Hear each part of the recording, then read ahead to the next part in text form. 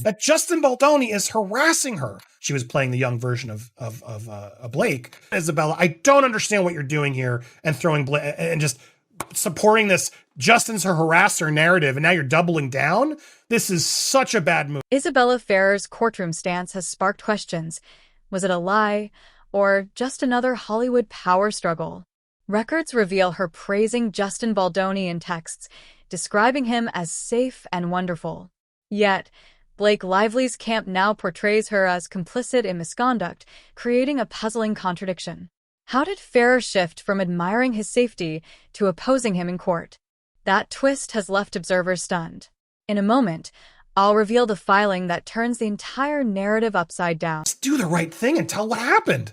At this point, you've now aggravated the fan base that you're afraid of. And I could see why you might be afraid of, because no one's going to believe you. And there is a part of me that's like, I hope nothing did happen, because no one's going to believe you. And I see that problem. That's why I think she's in a possible situation. There are so many people in this Justice for Justin camp. They're not going to believe even if something went bad.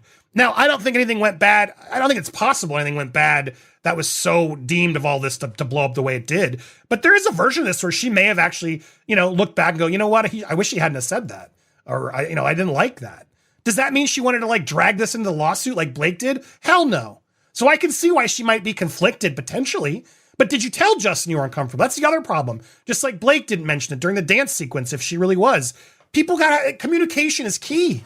And the reality is, in my opinion, I don't understand what could have happened to warrant what this is blown up to. And for that reason alone, Isabela, I don't understand what you're doing here and throwing and just supporting this Justin's her harasser narrative, and now you're doubling down. This is such a bad move. What if the very first piece of evidence, dismissed as nothing more than casual chatter, turns out to be the sharpest weapon in the entire case? At first glance, Isabela Ferrer's texts to Justin Baldoni look harmless, even glowing. She calls him thoughtful, smart, supportive, the kind of praise that paints him as Hollywood's safest bet. In a business where every word is scrutinized, those messages seemed like standard industry politeness. But the closer you look, the sharper they cut. Because while Ferrer was privately praising Baldoni, Blake Lively's team was shaping a completely different picture, one in which Ferrer supposedly felt pressured and wary under his direction. That's where the contradiction explodes. How can Ferrer's warm, upbeat words about feeling safe coexist with filings that suggest she never trusted him? Two stories, both tied to the same players, but fundamentally incompatible. It's that tension between friendly texts and hostile court claims that now threatens to unravel Blake's carefully built narrative. Imagine standing in court and having your own cheerful words read aloud, compliments about comfort and appreciation, all while your side insists you felt cornered or manipulated. The emotional tone doesn't line up. If someone truly felt unsafe, would their phone show light banter and admiration, or would it hold clipped responses, hesitation, or silence? Those texts don't just fail to support Blake's version, they directly challenge it. Still, Hollywood is not simple, and neither are its dynamics. Compliments in this world aren't always sincere. They can be survival tactics. Rising stars like Ferrer often feel pressure to stay on everyone's good side. A warm message doesn't always reflect real comfort. It can be the same as that polite smile you flash at a party when you'd rather leave early. But when survival gestures become legal evidence, the line between sincerity and strategy blurs in ways that can shake entire cases. History is filled with celebrity disputes derailed by private messages that contradicted public claims. Text chains that once seemed trivial ended up undercutting entire legal strategies. That's why Ferrer's words matter so much now. Were her glowing texts to Baldoni genuine praise, or carefully chosen diplomacy to keep herself safe? Did she knowingly let her name be used in filings that told a different story? Or was she swept into a battle larger than anything she anticipated? Each screenshot deepens the uncertainty. The more the messages surface, the harder it becomes to reconcile them with Blake's narrative. And this might be only the beginning, because buried in Blake's own filings is an odd mistake, a slip that could reveal just how much control her team exerted over the story. If simple compliments are already shaking the foundation, that error might prove explosive. The question is no longer whether these texts matter. It's how much damage they'll do once the full picture is revealed. Playing the young version of Blake, they were all over each other during the promotion. They were doing slumber parties. Suddenly Taylor Swift was meeting Taylor and basically getting loved bomb, it seemed, by Blake and Ryan. And honestly, I could see why Isabela chose them, because they're a big, powerful couple. Honestly, they could have destroyed her career if they wanted to, as they're starting to prove, right? So Isabela chose the big, fancy couple, and sadly, seemingly shunned Justin, which is what he alleged. And it's also in this thing. And so that's why Justin wanted to subpoena her to get these text messages and figure out, did you ever complain? Were you told to shun me? What kind of stuff might there be? And the only thing we've seen is his response to Blake's inappropriate allegations, where Isabela said, you are a wonderful, smart, sincere director who created such a comfortable, safe space for me. I feel like I could step into this role. I couldn't have asked for a more welcoming environment. And he said, oh my gosh, thank you. You were a pleasure. This is what we have to base it off of, though. Now, this text exchange was brought in by Justin. That's true. Here's where the story takes a sharp turn from curious to downright bizarre. Buried inside one of the legal filings tied to Blake Lively's camp, a strange reference appeared that had nothing to do with the case at all. Instead of naming Justin Baldoni or his legal representatives, the document suddenly mentioned the Wayfair team. Yes, Wayfair, the online furniture retailer. The instant people noticed, the reaction was explosive. How could a blockbuster Hollywood case accidentally name-drop a shopping site instead of the party at the center of the dispute? For a legal team as polished and meticulous as Blake's, the slip felt shockingly clumsy. Speculation spread quickly. Was this just a late-night typo? Or something more revealing? Of course, mistakes happen. Lawyers draft endless paperwork under pressure, and small errors slip through. But this one didn't feel like a harmless oversight. The wording seemed oddly specific, so out of place it almost looked like a fingerprint pointing to who had actually crafted the narrative. That's what fueled the next wave of suspicion. Was the filing really a product of her legal team, or had Blake's PR handlers shaped it first, blurring the lines between courtroom evidence and press release spin?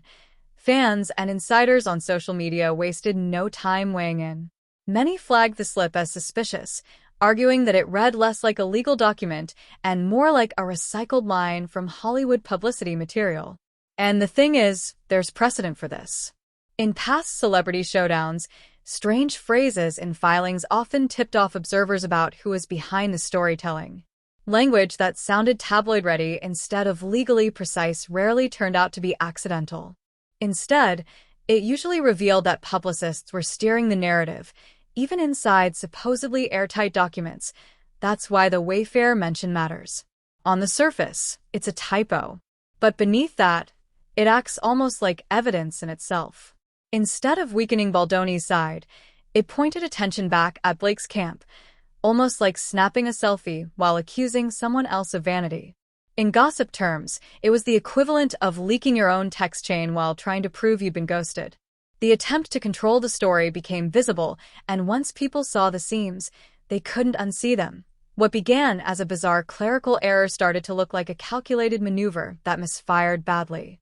And Baldoni didn't ignore it. Instead, he pushed back hard, with a subpoena aimed at exposing exactly how much behind-the-scenes narrative shaping had been happening all along. Now, Isabela's lawyers are trying to paint that more nefariously.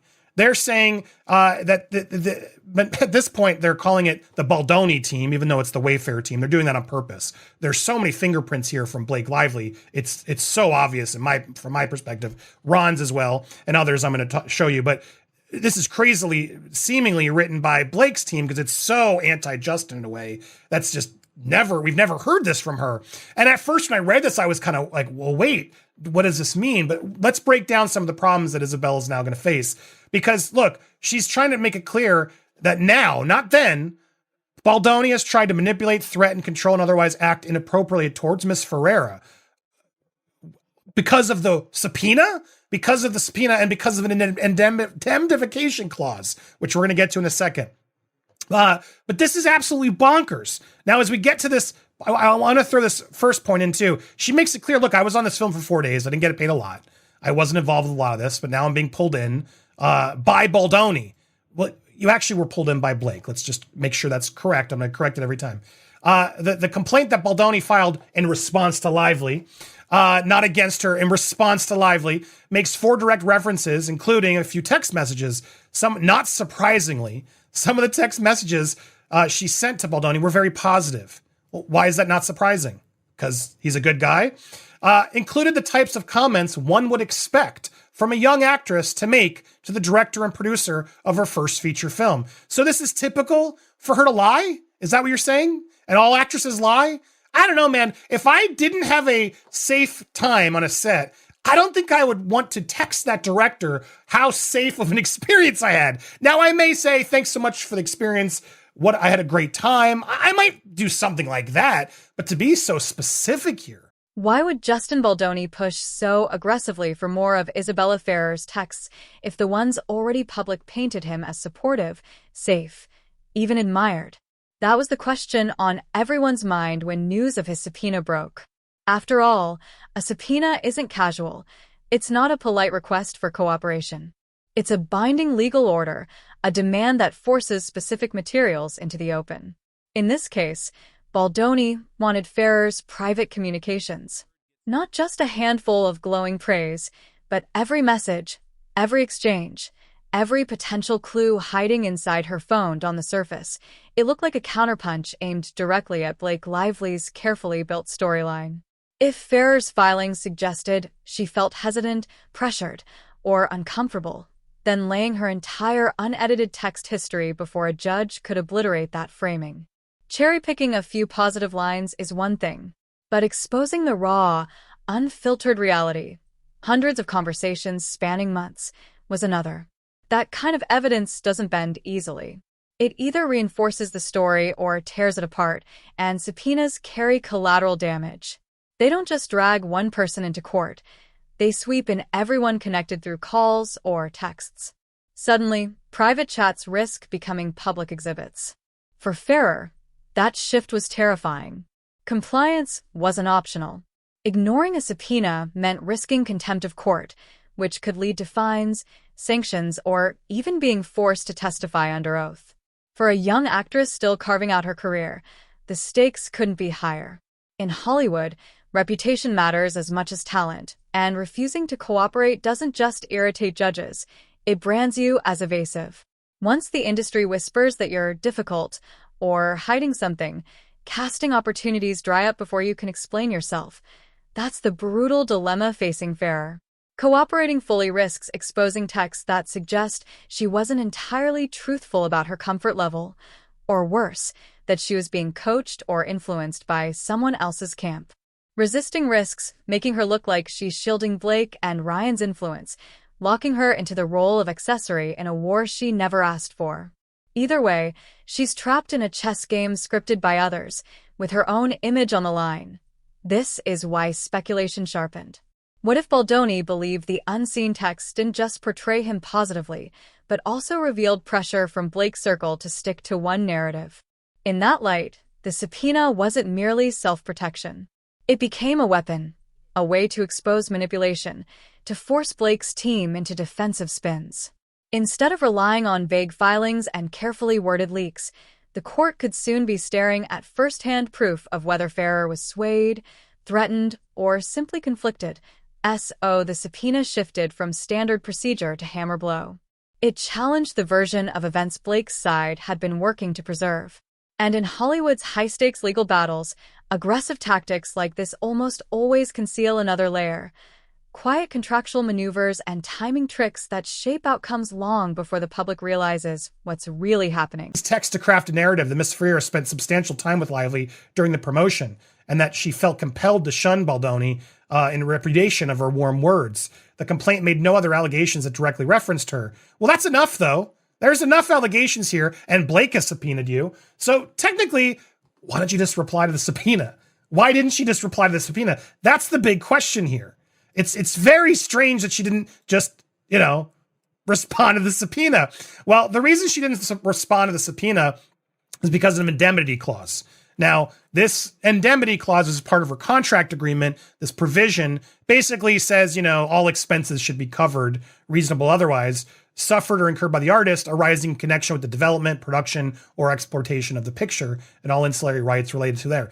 So therefore, she's saying, well, you got to pay for all my legal bills. But here's the problem. First of all, what Justin then responded was like, well, no, I'm not just going to do that because that's not how it works. If you do that, then yeah, Wayfair is going to represent you because that's our plan is going to do that. And then when she's like, well, whoa, I don't want Wayfair to represent me. Fine. They then found some sort of mediator to try to negotiate. Okay, well, what would be covered then if you're doing this on your own? Because it might not be covered if you're not going to then come onto our lawyers, our insurance, and our lawyers' plan is the gist of what's happening here. And she was like, well, no, that's unreasonable. I can't do that. Could a single, overlooked contract clause really be the weapon keeping this entire case frozen in place? That's the question swirling after Ferrer's side suddenly leaned on an indemnity clause to buy themselves breathing room. At first glance, it sounds mundane, even boring, standard legal filler tucked into nearly every entertainment contract. But the moment it was cited as grounds to pause legal proceedings, the fight shifted dramatically. At its core, indemnity is about protection, shielding someone from financial or legal fallout tied to the work they signed on to perform. If a production collapses or lawsuits erupt, the indemnity clause ensures the talent isn't left holding the bill for mistakes they didn't cause. It's a routine safeguard in Hollywood agreements. The problem here is Ferrer isn't a defendant. She isn't even accused of misconduct. She's a witness. And that's where the controversy ignites. How can a clause designed to protect talent from liability in production disputes suddenly be stretched to cover testimony in a courtroom? Legal insiders point out that indemnity clauses don't extend to third-party witnesses. They cover insured obligations, not sworn statements. Which is why, when Ferrer's team invoked it, critics immediately argued it was less about protection and more about delay. By planting her inside a kind of contractual limbo, nothing could move forward quickly. And who benefits most from that stall? Blake Lively. Every additional week, without fresh evidence dropping into the public record, buys her team time to polish their narrative, shape press coverage, and manage perception. The backlash was instant. Commentators labeled it a textbook Hollywood stalling tactic, make the process look legally complex, when in reality, it's just running out the clock. Drag things on long enough and scandal fatigue takes over. Public attention shifts. Reputations quietly recover. The real battle isn't fought in the courtroom, it's fought in the news cycle. But here's the sharper twist. This maneuver doesn't just stall the case. It mirrors a psychological playbook known as DARVO: deny, attack, and reverse victim and offender. Blake's team has already begun filing documents that flip the script, painting Ferrer not as a fragile witness under pressure, but as manipulative, calculating, even complicit. Suddenly, the young actress, once viewed as caught in the middle, is reframed as the aggressor, while the A-list star steps neatly into the victim role. It's inversion hidden inside contract language, a rhetorical trick disguised as legal procedure, and this isn't unprecedented. Other high-profile disputes have shown how clauses meant for protection can be hijacked into smokescreens. Lawyers wave around dense wording, dragging cases out until judges finally slice through the fog. By then, the public has tuned out. The narrative is no longer about truth or fairness, but about endurance. Who can outlast the spotlight until fatigue sets in? That's why observers see the indemnity clause as more than dry legal jargon. It's a weaponized delay, a tool to control the timeline and shift power by stretching the process. And the longer it stretches, the deeper Ferrer becomes trapped in the shadow of Hollywood's elite, players who know exactly how to turn paperwork into strategy. The next layer, however, won't be hidden in contracts. It will be written across the careers, choices, and public images of those forced to survive this spotlight. Well, the same things Blake asked for in her subpoena are the same things Justin asked for. It's very commutative, duplicate of the past, needing to make this overlap of categories, blah, blah, blah, blah, blah, blah, blah, is, proving that it's all to harass Miss Ferrer. Like, come on. What? This is to harass you? You're losing me, Isabella. I've been on your side for a while, but your lawyers are not doing the right thing here. If you were subpoenaed by Blake and you're then therefore willing and ready to give it, why wouldn't you give those same things to Justin as well? Why? He has every right. Instead, it sure seems like you are trying to stall, evade, yada, yada. There's a whole part in this about they sent to the wrong 2 addresses and blah, blah, blah. It's absolute nonsense. Just respond. Your lawyer can respond. Why aren't you responding? It makes no damn sense. It's got me fired. Discovery in this case, when they are subpoenaing content creators that they've never met simply because they have anti-Blake Lively stuff, just pisses me the fuck off. And I don't know who these Isabela Ferrer attorneys are, but I am not impressed at all. This document is meant to confuse. It is meant to conflate. It is meant to accuse. And it is like, it probably would have been easier for people to accept it if they had been written and filed 4 months ago, when it was like, oh my God, everything they're doing is so bad. And it's Darvo and all that, which is another basic thing that they say in here. I'm not buying it now. I'm not buying it. And I'm not buying it because I know that the things that they're saying, while they might sound smart to people who don't know any better, are not smart at all. And that she's a lawyer, just so we're clear. She's a lawyer. And all these are the things that are being requested by Blake. Okay, so give them to Justin. What's the problem here? I don't get it. And there's all these emails. Oh, well, they keep asking us that we won't get the indemnification unless we send over. It never actually says that. He just, various emails here, like, will you accept the provision? Are you going to accept it? Why are you not giving us the subpoena? Why are you not refusing to accept it? Oh, and there's some bad press. Like, she barely got any press. No one knows who she is. And then here are the mean words. Now, whoever's texting anybody in this case, stop.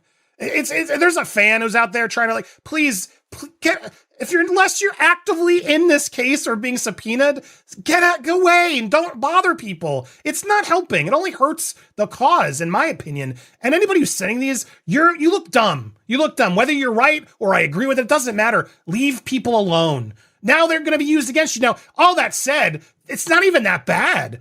You suck, bish. I mean, you shouldn't say that, but a lot of this is like, just tell the truth. Stop dodging the subpoena and tell the truth. You're going to lose your audience. Now it's obvious you're going to rate you. Now this isn't nice. You fake ass crackhead. I don't support this kind of stuff at all. Why are you running away? Face the consequences of your actions. Blake and Ryan will take you down with them. Do the honorable thing. Tell the truth. I mean, he's allowed to send this. You're a celebrity now. I get way worse than this. I've gotten way worse because of Blake's subpoena now. What happens when an up-and-coming actress is thrust into the crossfire of 2 of Hollywood's most powerful forces? That's the reality Isabela Ferrer faces. On one side stands Blake Lively and Ryan Reynolds, a golden couple whose influence stretches far beyond their acting resumes.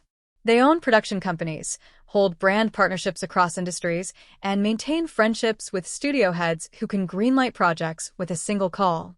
On the other side is Justin Baldoni, a filmmaker and actor who has built a reputation not only on creative success, but also on a personal philosophy that expands his reach in unexpected ways. For Ferrer, still building her career, the situation feels like walking a tightrope in a storm. Every step carries risk. Does she truly have a choice? If she resists Blake's version of events, she risks losing the silent but critical support of Hollywood royalty. History shows how careers of rising stars have collapsed, not from lack of talent, but because they crossed the wrong powerful figures. In Hollywood, perception kills faster than failure. One wrong impression can stall opportunities for years. The public narrative, meanwhile, isn't shaped solely by what happens in court. PR teams craft it, sometimes word for word, blending legal filings with media-ready talking points. That's why Ferrer's role in the paperwork doesn't feel like neutral testimony. It feels scripted. Audiences, primed by fandom, react accordingly. Some call her a puppet of Blake's team, too fearful or too loyal to break away. Others accuse her of betrayal, questioning how she could ever praise Baldoni if misconduct lurked beneath the surface. Neither portrait gives her space to exist as a full person. She becomes a symbol, molded into whichever stereotype supports someone else's allegiance, This dynamic is far from unique. Hollywood is littered with stories of rising actors whose careers evaporated after clashing with an A-list couple. Projects disappear. Endorsements quietly dissolve. Phone calls stop being returned. The gossip always frames it differently, but the pattern is clear. Influence dictates survival. For someone like Ferrer, every move feels predetermined. Compliance doesn't guarantee safety, and resistance almost certainly guarantees risk. She's forced to play along in a battle she never volunteered for. That's why, whatever choice she makes, whether it's honesty, compliance, or defiance, her name is already sealed within this scandal. She isn't steering the game. She's being moved around the board. What began as a legal dispute over documents and clauses has grown into something larger, a case study in how truth, manipulation, and survival collide under the harshest spotlight. This isn't about one witness anymore. It's about how power, PR spin, and legal paperwork warp reality until the lines blur beyond recognition. That's why scandals like this never feel resolved. They're engineered to confuse, to exhaust, to leave the public too uncertain to draw conclusions. Before choosing sides or launching attacks online, take a step back. Blind loyalty and harassment don't serve truth. They serve the players scripting the narrative. Ask yourself, who benefits? Who gains from dragging this out? And where do the seams in the story show through? Because if this saga has proven anything, it's that more layers are waiting to surface. Stay skeptical, stay alert, and expect more surprises.